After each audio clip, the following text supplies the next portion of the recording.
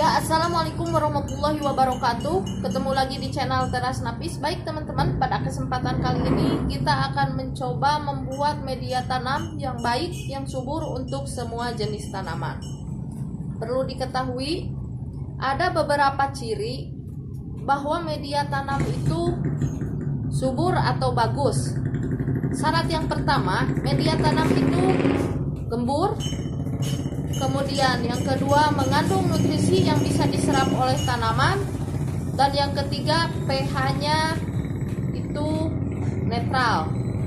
Nanti kita akan bahas satu persatu ketiga syarat tersebut. Oleh karena itu, simak video ini sampai selesai.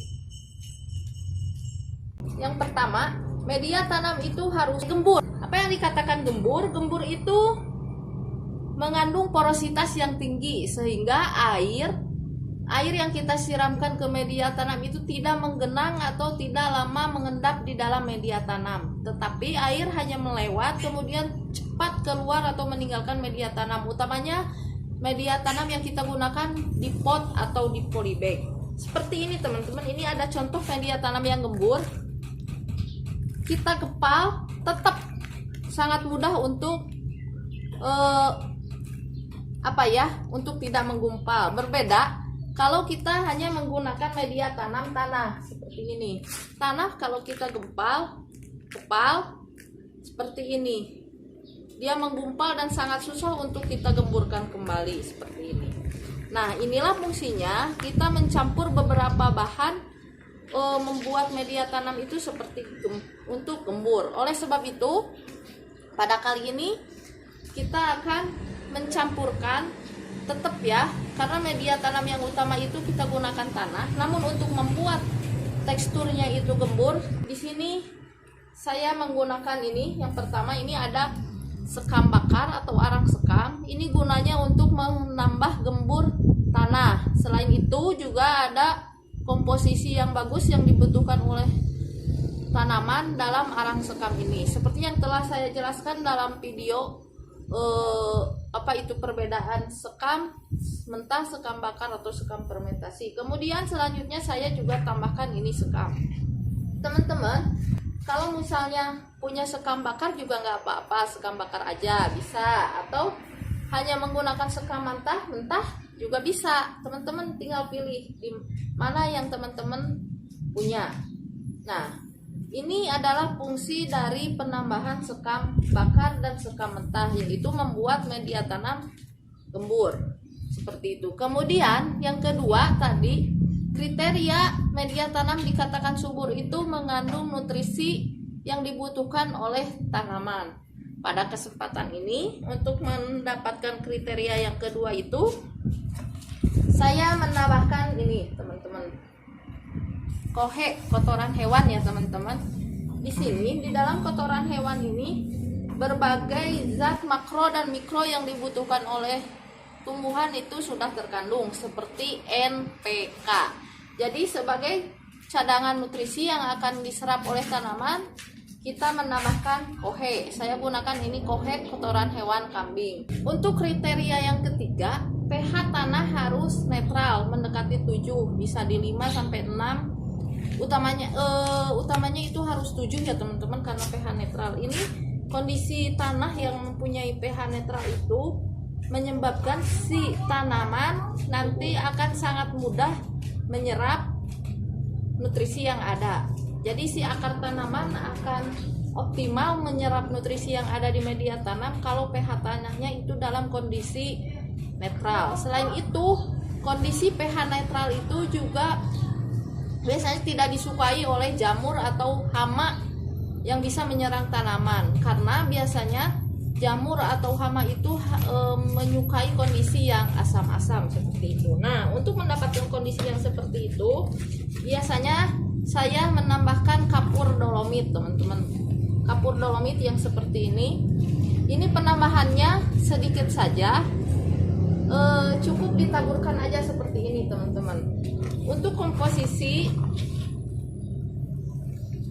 dolomit ini tidak ada aturan baku ataupun takaran yang baku ya. Saya hanya menaburkannya sedikit aja juga cukup teman-teman.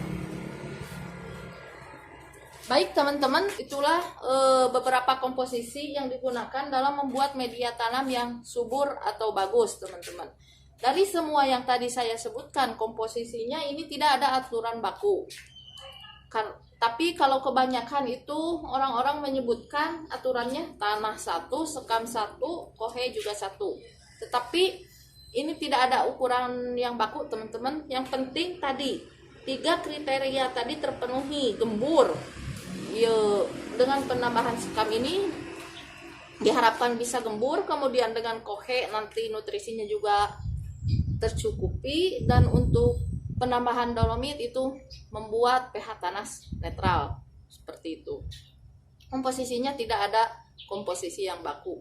Baik, setelah semuanya tersedia seperti ini, langsung saja kita bisa mencampurnya teman-teman. Kita aduk semua media tanam, komposisi media tanam ini supaya rata.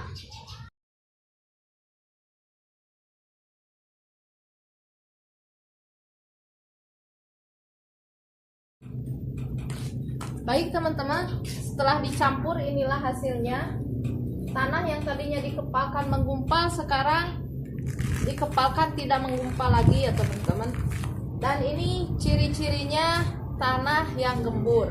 Ini karena tadi saya menambahkan arang sekamnya sedikit, karena stoknya sedikit, saya komposisi sekam mentahnya diperbanyak, jadi